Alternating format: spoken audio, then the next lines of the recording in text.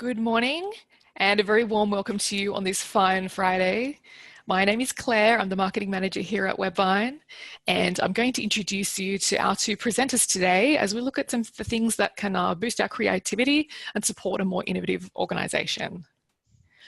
First, we have our CEO, Marcus Durbin, who has recently won an award for his book, Digital Transformation from the Inside Out.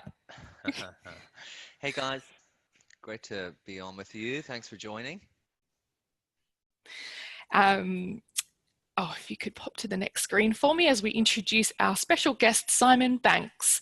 Simon's an innovation expert who speaks and MCs at conferences and runs workshops for companies who want to develop a culture of innovation and nurture market-leading thinking. Simon has also written a book about creativity and innovation called 1000 Little Light Bulbs. We'll be covering a little bit of what's in the book today, and there'll be also a chance to win a copy for yourself at the end, so please stick around for that. Good morning, Simon. Yeah, good morning. Thank you. Thanks for having me along. And Marcus, congratulations on your book award. That's fantastic. Simon, yeah, stoked. I am a little bit jealous though. I'm a bit jealous of your book cover. I really love your book cover. I think it's awesome. And if only I had seen that picture, you know, before you nabbed it for your cover.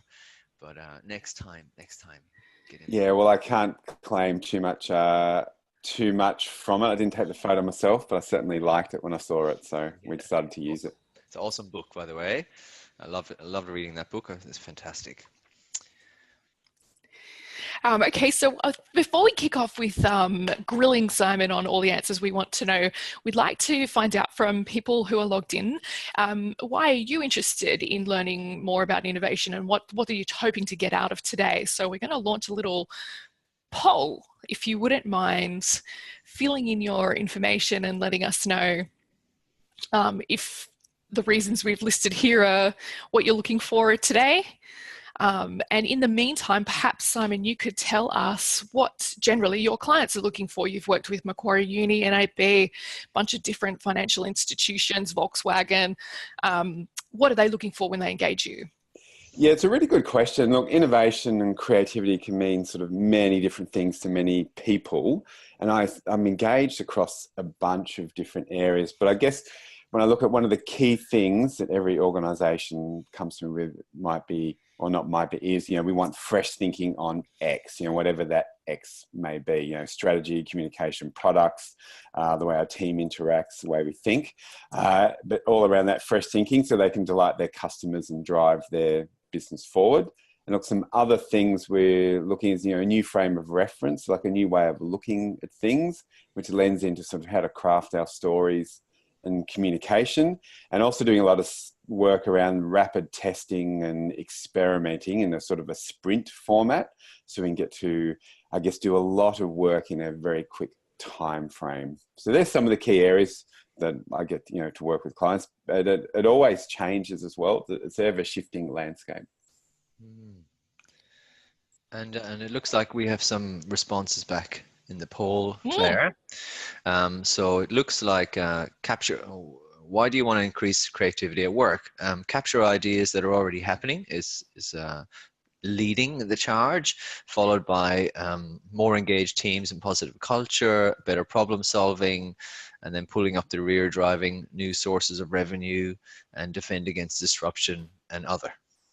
So a bit of a mix across the board, but yeah, capturing ideas that are already happening is an interesting one, and that's one that we see, Simon, as well. And I know we've talked about this before, is sometimes, you know, you can, when you go into organizations and run these fantastic sessions, but then trying to enable people to provide the ideas, giving them a platform to do that. And we've helped a number of clients with that, where we've created an online solution where they could come up with ideas, and then those ideas can be vetted and voted upon and things like that. So like, how much do you see technology playing a part of with what you're doing for organizations? It's a good question, this sort of counterbalance between technology and innovation, because often when people think of innovation, the first thing they think of is, you know, the technology, but really behind every great piece of technology is a great person and, you know, great ideas and great sort of insight into what customers are looking for. So I think what technology and people can do together, that's the exciting thing. So it's probably not really answering your question, but I think technology enables the creative process tremendously. But at the heart of that, there's still, you know, a very smart human brain and heart and soul that, you know, exists before the technology comes into it. Yeah, definitely. I agree. And, you know, certainly sometimes in IT, the temptation is to think that technology is going to fix everything and does everything, but it's nothing really without people. It's like the enabler, isn't it? So, and with people driving, you know, people are at the forefront of things. Yeah, So, absolutely. Look, I guess in a better answer to your question, it's a great enabler for being able to share ideas rapidly and quickly, and also being able to have somewhere to, you know, to store those ideas and show them working through whatever system a company might find works best for them. And also, if you're a large organization, it's a great enabler for some of those creative processes. I guess the flip side is that often when they're on a screen, they might not be that visible. So it's that balance between using the technology, but also using some of those more organic methods to make sure there's still that human interaction. And have you noticed in your time, you know, working with different clients, that some clients are like the size of the client or the industry, does that seem to matter in terms of cultures that are more innovative than others? You know, I would imagine like a big bank could be kind of slow, but a small startup is going to be more innovative. Like, are there any things you've seen over time Yeah, well, just like you suggested, the correlation between being a smaller company means you can be more agile, make decisions more quickly. And however, you know, that can also be driven by the culture the leader creates. And if you've been a small company for, you know, 10 years, say at that sort of 50 spot, which isn't, you know, that small in the scheme of things, you might have just had those processes which have just caught on and they've stuck around for the last 5 or 6 years. So once you were very agile and nimble, however, you know, those practices have quickly jumped in. So you're no longer sort of living that smaller company energy. Yes. And, you know, I guess huge technology companies, let's say someone like, you know, Atlassian or, you know, obviously Google comes in it. They're, you know, huge companies that their culture sort of absolutely supports innovation. Also the banks, I would say, especially the 4 Australian banks, they're investing a lot in sort of a more innovative culture. However, it can often be just stuck in one certain section, so it's not across the organisation. But they have like something you know, similar to a Skunk Works or new products that they're developing, but it's not company wide. But it seems that it's more, at least companies seem to be more aware that they need to have an innovative culture. Is that like, whereas maybe a few years ago it wasn't really coming on the radar, but now there's more and more pressure to innovate, you know, to change, to develop new ideas, new products. So it seems to be more of a buzzword of the times at the moment. Do you notice that in companies? Do you notice them prioritizing innovation a bit more than before in the past, maybe? Yeah, absolutely. They prioritize. I find there's a couple of things. Some companies are prioritizing and putting the time and effort and energy and culture into it. Some companies are sort of talking about it a lot, but when you start to interview people within the organization, they'll say, well, look, it's not really how it plays out. Right. And, you know, there's no reward or recognition for it. Right. And some organizations that we know it's really important, where there's a big fear of disruption. Yes. However, we're still a little bit in the wilderness around what we need to be doing to, you know, start to create some of this, you know, a culture where we can, you know, shift our thinking more agile and nimble. However, over the last 6 to 7, 8 years, absolutely, there's almost like a turbocharge around this need to doing things differently, and that's driven by you know, this fear of, you know, smaller, more nimble, more imaginative, more customer-leaning companies, which are, you know, stealing the market share from the traditional big players that existed.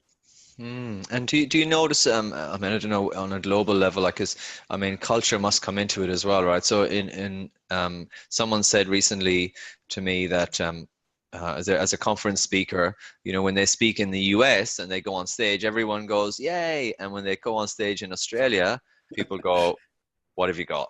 Come on, you got 10 minutes, idiot. So Yeah.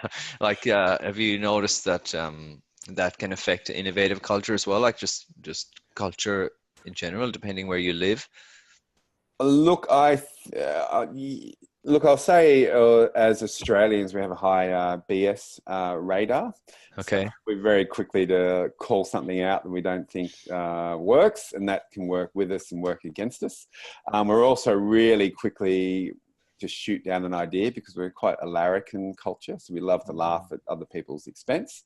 And, you know, we've always done that since day one. So look, I find that some of those cultural pieces very much can hold us back. And I think if we're thinking culturally around Australia, especially, think of when Malcolm Turnbull tried to push his innovation agenda, you know, 4 or 5 years ago, it just fell completely flat. So whereas I think, especially in compared to a lot of the European countries, the States, the UK, we're a long way behind on that cultural piece around accepting innovation, especially in larger organizations where the focus can obviously be a lot more around risk and pleasing shareholders. But, you know, innovation, risk, you know, pleasing your shareholders, they don't need to be counterintuitive. They're part of the same piece. Yes, and that's a bit of a concern, isn't it? Because I noticed as well, like we're doing stuff around the AI space, but I don't hear a lot of people talking about it. And certainly when we show clients, hey, look, we've created a bot, and this is all the stuff it can do, they're blown away. They haven't seen anything like it before. Whereas I'm sure if we were in San Francisco or Berlin or London or Israel, you know, people would already be aware, Middle East, you know, people would be aware of this kind of technology and what it can do already. I feel like we're just lagging, you know, it feels like we're lagging a bit behind in Australia. Segue into a couple of our questions, talking about part of your book, Simon, is about the fact that people, they just seem to believe that they're not creative. What causes this lack of belief in our own creativity, and how can we address it? Yeah, look, this burns really strongly in me, this belief, because if you think I'm not creative, you're leaving a lot of potential across all areas of your life, just sort of sitting on the shelf. And I've had discussions, I reckon, with 3, 4, 5,000 people, so a lot of qualitative research here. And they can all trace it back to a comment they had from a teacher at school, often their art teacher, which is really sad. And they'll say something like, you know, that doesn't look like a horse, house, car, whatever they're trying to draw. Why don't you go try geography instead? And look, from that moment, because our creative soul can be very sensitive, and based on the concept of, you know, our ability to create something realistic, we then tell ourselves we can't draw perfectly and we're not creative. And every person I chat to about this, they can almost trace it back to that moment. So then you have this judgmental sort of mindset, and that develops what I call our creative ogre, which is, you know, the voice inside us that tells us, you know, we don't have a creative bone in our body, be careful trying something new, don't do anything to make us look slightly unprofessional or foolish. And the higher we get in our career, you know, the worse that can be. Yeah, so if you do recognize that within yourself, where do you start? How do you start trying to address that? What kind of habits should you try and develop to get around that and release your creative side?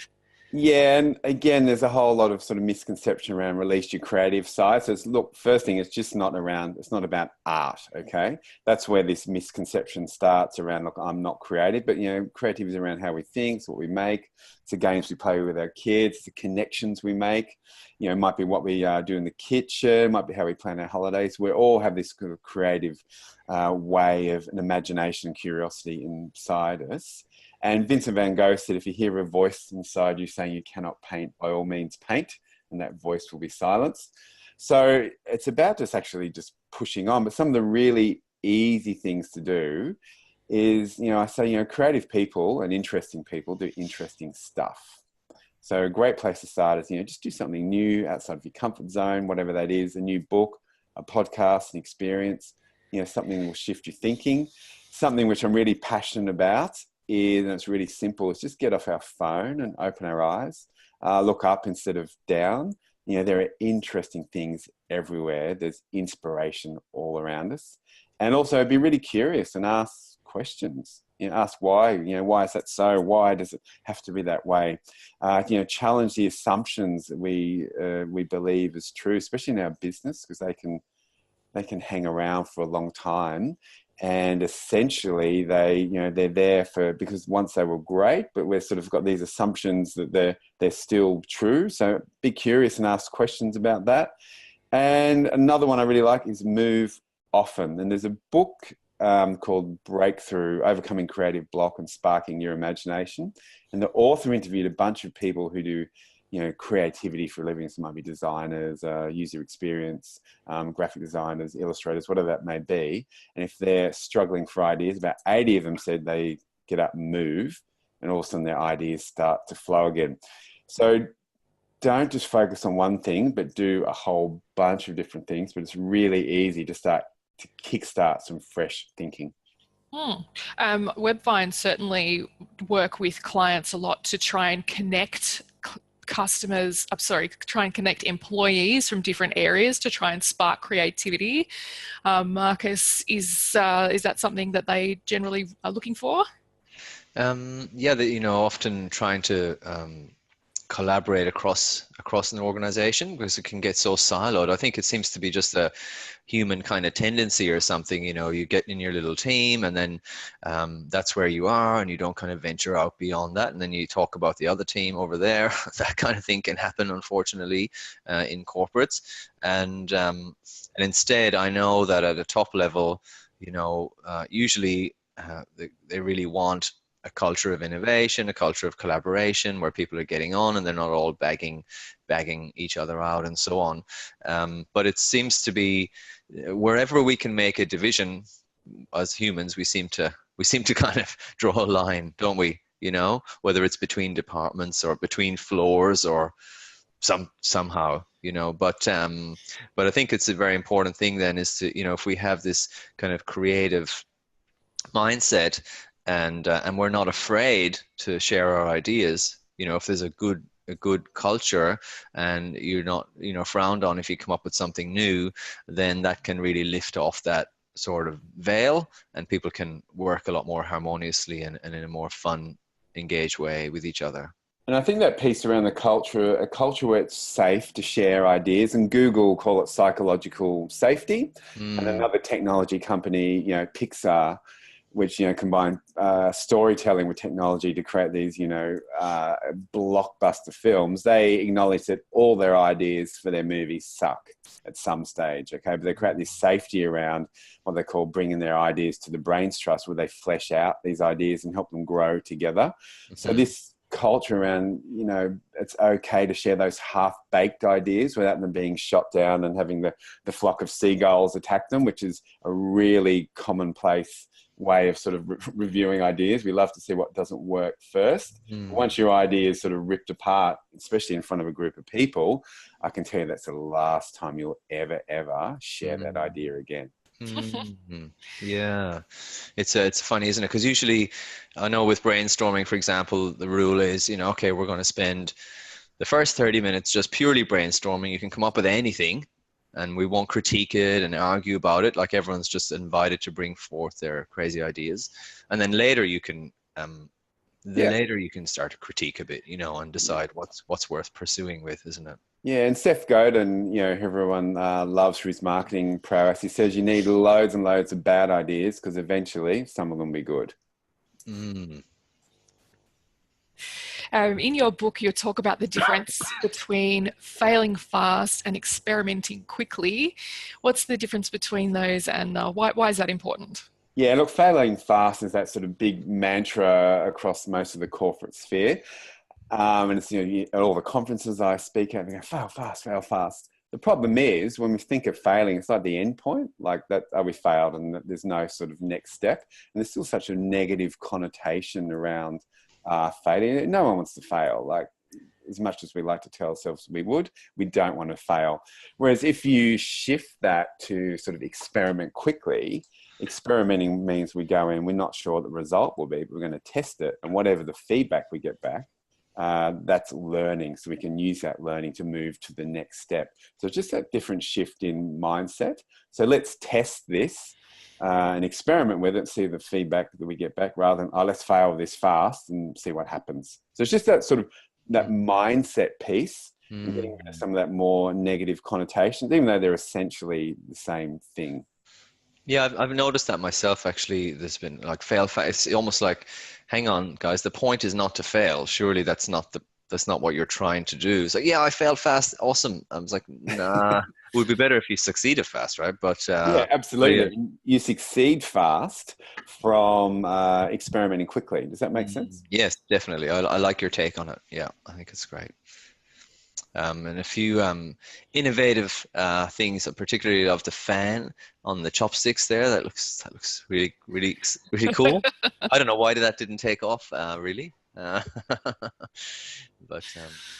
and look, if you look at any of those products there, if they had experimented quickly and tested quickly, especially with consumers, they would have probably worked out very early on that product wasn't ready to go out to market. I don't know. I quite like the stick butter. I think it's genius. Yeah, I don't mind that one as well. I was doing that thinking, especially if you've got young kids, that could work quite well. Yeah. So Simon and Marcus, of course, this is probably one for you as well. Do you guys have any favorite tools that you use, or any recommendations for leaders to help their people? What do they need to provide them to be able to record and expand on their ideas? Yeah, it's a good question. And look, I think every organization, when I go in and run a session, if we're going to call that, or a day or a couple of days, the great ideas are already there. So it's actually just a way of getting them out. Like, everyone's sitting on a hotbed of inspiration ideas. However, it's mostly not often shared, but your experience, your background, your diversity, your hobbies, they all give you a unique way of looking at the world. So it's around making sure and also understanding that, not everyone is an alpha person. So they mightn't be standing up in a meeting or a boardroom, whatever, sort of sprouting their ideas. So it's providing multiple ways for people to be able to share and connect and, explore their ideas. So whether it's, you encourage everyone to, create a portal where they're shared once a week, you encourage at your smaller team meetings, everyone has to bring something to the table, what they've been thinking about, even if it's only sort of, 1/3 formed. Everyone needs to bring a piece of inspiration they might have seen, whether it might be out of a magazine, it might be from an article they read, it might be from a short YouTube clip. So acknowledge there's a bunch of different ways to share ideas and inspiration.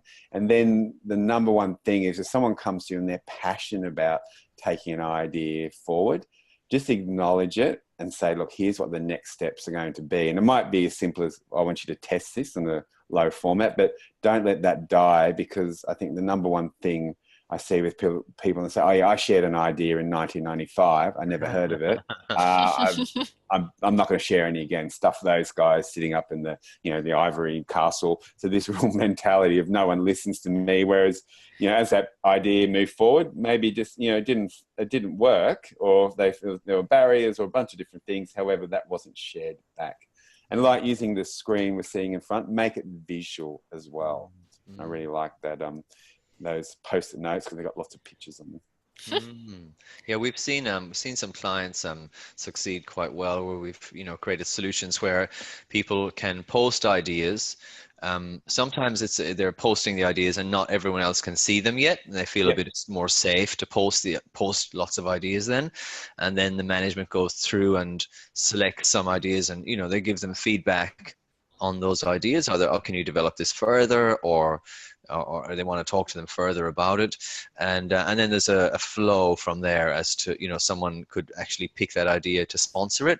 Could be a department head says, okay, yes, I think this is a great idea, I'm going to sponsor this idea, and so there could be different, as long as I think though totally hear you, as long as people don't submit ideas and they never hear anything, I think that's just a killer. At least if they got some good constructive feedback, then they could go again. But it's a big mistake to allow all these buckets of ideas to come through, not get back to people, and so on, and only pick one or two to go forward. I think the process around it, how it's managed, is yeah, it's really important, isn't it? And managing that psychological safety, our sort of, you know, our creative soul, which can be very easily smashed, but also acknowledging, look, not every idea can go forward. That's impossible. Does that make sense? There might be a lot of passion about it, but you know, companies, you know, are realistic around, but also need to share that, look, we cannot take every idea forward. However, we can use your ideas to build on others. So it's creating that collaborative space where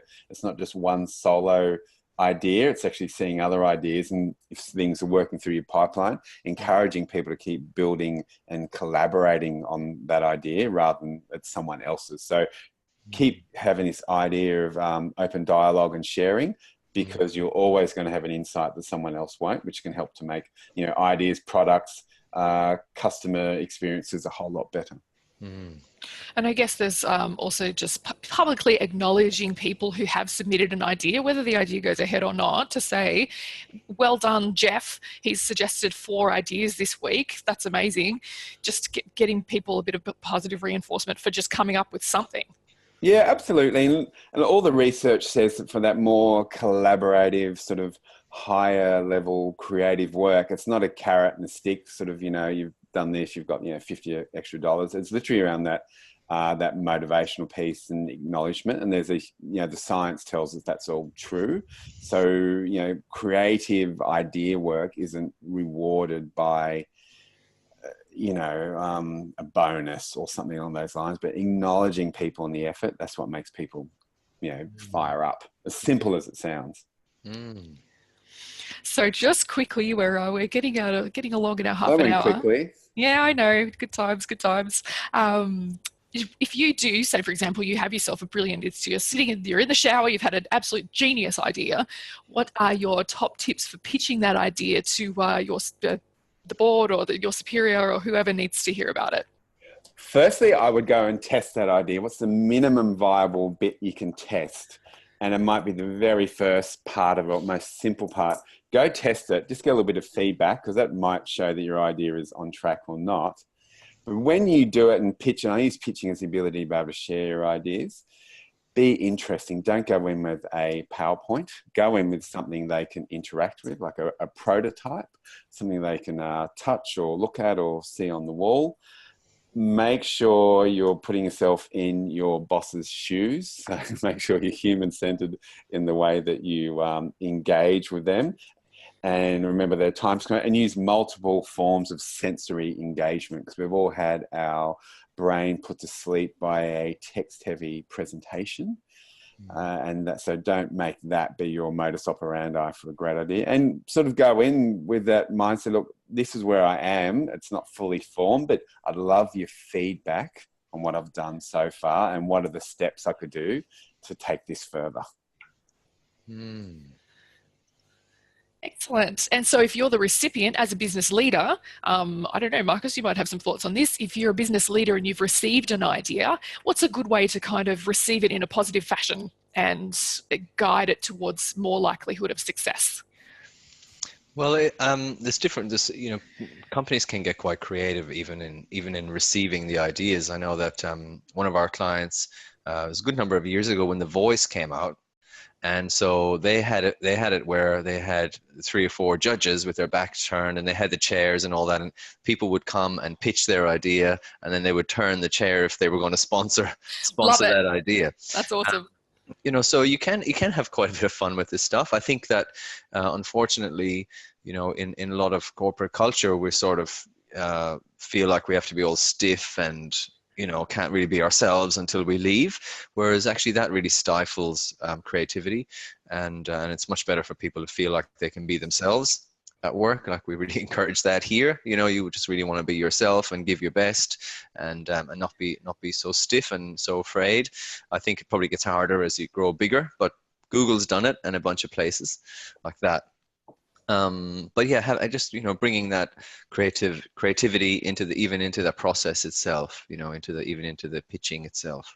And also just quickly, because I appreciate we're right on 10:30, it's around that feedback. If you only give feedback, and this can be absolutely transformational, instead of going to, well, I've seen all the holes in that, so what we hate about something first, which is where we so quickly go, give you feedback along the lines of, here's what I love about, or here's what I like about what you've just presented, and here's what I'd add to make that even better. So look for the things you like, and then give some tips on building that idea forward. So that idea doesn't just stay there in the room, it actually starts to build. And then when 3 or 4 people are giving those tips, all of a sudden you've got a bunch of different ways to take that idea forward immediately. Okay, we're right on 10:30. If anyone does have any questions, please do pop them into the Q&A at the bottom. And if you do submit a question, we would like to send you a copy of Simon Banks's book, 1,000 Little Light Bulbs, which you can see there. So a lot of stuff we've been talking about, we've just touched on some very lightly on some very top line concepts that he touches on, that he covers in the book in more depth and detail. It's a really good read. I read it myself. So please do ask any questions that you'd like to share with Simon. And in the meantime, we'll just share with you his contact details if you want to get in touch later for whatever reason. If you're like, well, I want my organization to be more innovative, how do I organize a workshop, or how do I learn to draw on a whiteboard, you can contact Simon with those details there. And of course, you can always contact WebVine at any time to talk about anything you would like to raise with us. Oh, we don't have anyone coming in yet. Guess we covered everything up. Missing out on a book. Okay, well. Where are we going? A question. Hey. Nicole says, how do you garner interest on a process, records management, where it's difficult to prove return on investment? How do you get interest on a process where it's difficult to prove return on investment? So if you have, I guess if you have an idea, this could apply to any idea, couldn't it really? You got an idea, but the company is very focused on ROI. How do you get around that?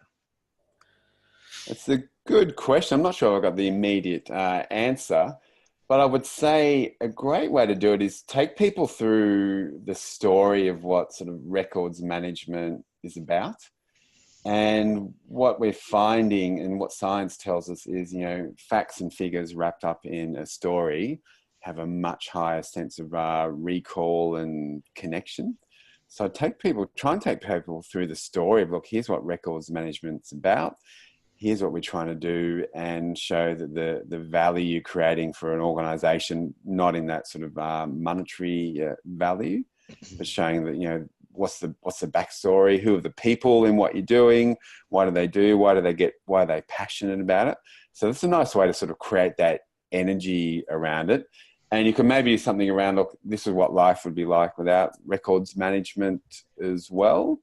So it's creating that, I guess, a bit of what you said before around, if you use that voice mentality where people turned around and, sort of voted on the idea. So a little bit, some of the bit more energy and pulse around that story. I'm not sure if that answers the question, but I think what's a different way to sort of engage a bit of interest around this piece that we're doing? Thinking outside the box. Question, yeah. Yeah, thanks. Thanks, Simon. Thanks, Nicole. Michelle, how do you deal with a mix of culture? People have been with an organization 15 plus years, and people that have more innovative ideas who come in from outside, that from a more innovative culture. How do you keep everyone balanced? Yeah, it's a really good question. And again, I'm not sure if there's a perfect answer, but the fact that you've got new people coming in, the fact that there's certain ways of thinking, that is a great balance, if that makes sense, because they can be a great counterbalance to each other, not in the fact that all ideas are being shut down, but a great amount of diversity in a team is actually really shown again to be highly successful. I think the question's more leaning itself to, you might have someone who's been in their role for a long time and say, well, this is the way things are done, this is the way we've always done it. So they look to shut down ideas quickly.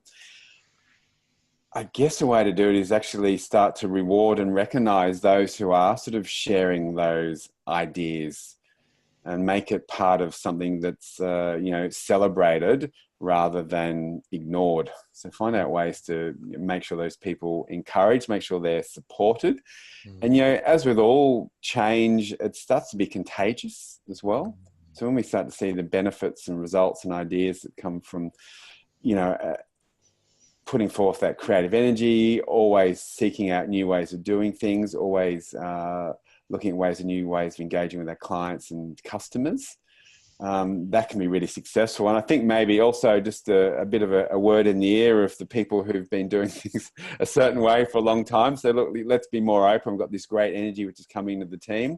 We can do great things. We start to embrace things which are outside our immediate comfort zone and way of doing things. And that's the way we've always done things around here. That's a bit of a killer. We should maybe engage those people by respecting their knowledge and experience in the area and say, we'd really appreciate your help because you know so much, you've been here so long, you'd really help us if you could work with us on these new ideas and kind of flatter them into taking part and making sure they're part of the process. Oh, absolutely, which comes down to that piece around diversity, because you don't want a team which all think the same, whether it's you've got a whole team of they all think this certain way. It goes back to this sort of tribalism. So it's about those diverse ideas and also being okay with disagreeing with each other, because there's this real sort of culture of corporate niceness around. And that works. But look, you have to disagree with each other. You have to have, really good dialogue. You have to be able to say to someone, I want to be able to challenge them in a respectful way, because when you start to get that great mixing pot of ideas and diversity and different people's views, the solution is often in the middle of two strongly held views, and that nice sort of meeting spot in the middle. So it's part of that is, sharing that diversity, embracing, and also being okay to kill your babies, they say. So if you've got an idea or a certain way of thinking, be okay with letting it go. Once you get that feedback, ideas, different ways of looking, that it might not be the right way forward. Well, thanks, Simon. I guess because of everyone's time, there's one more. Should we ask it or should we? Oh, why not? If you've got to go. We'll send you the recording as well, and we'll also send you a link if you want to. If you didn't ask a question, but you're interested in purchasing the book, we will send you a link to purchase Simon's book. But maybe we could cover off, if you've got time, Simon, we could cover off one more. I've got time. One last one from Michelle Farrell. Oh, sorry. Brilliant. Sorry, that's not a question. That's a comment. Brilliant. Thanks, you guys. That's great. Thanks, Michelle. I answered your question last. Okay, so from Catherine, how do you foster creativity in something like change in legislation? I don't know what you mean, Catherine. Isn't that so exciting and creative? And because I do a lot of work with within the government space, but it's the way you engage that task. Okay. And I appreciate there are things which always have to be done a certain way, if that makes sense. Like, we're not going to make an infograph of a Royal Commission report or whatever it is. So there needs to be certain things which are done. But it's about the approach and the energy. Even don't think around maybe the legislation, but around the way that team interacts and works together. Like, challenge, well, does it always have to be done this way? Do we always have to respond in this certain way? Does our language always have to reflect the way we've done the last 3 or 4 years? Are the behaviours we're bringing in to bring this task to life, are they the most efficient? Are they the ones which bring us the most joy? Are they helping us doing this? What are the assumptions we've got around this? Let's challenge them. Why do they have to be the way they are? And be open to look, what's new ways of us as a team bringing this together? So I'd focus on the team piece, maybe rather than the actual legislation. But this is a question which I have, pretty regularly within government space. And I would say it's around the ways of working together, because innovation is change which adds value. That's the way I describe it. That's not my definition, but I can't remember where I read it. So I think, what's the change which adds value to this process that we're going through, whether it's team, whether it's our ways of working, ways of engaging, or even, let's finish a little bit earlier on a Friday or whatever it is and do something interesting to keep our mind fresh. Sounds good to me. Finishing early on a Friday, Marcus. Let's write that one down. Write that down for this afternoon. Thanks for that. Okay, well, thank you so much, Simon, for joining us this morning. It's been really awesome. And, thanks for having us along. inspiring to hear from you. Yeah, I really appreciate your time, Simon. Thank you. Yeah, you're very welcome. All right, thanks everyone. We're going to wrap it up there. I hope you've enjoyed it. We'll be in touch soon and have a wonderful weekend.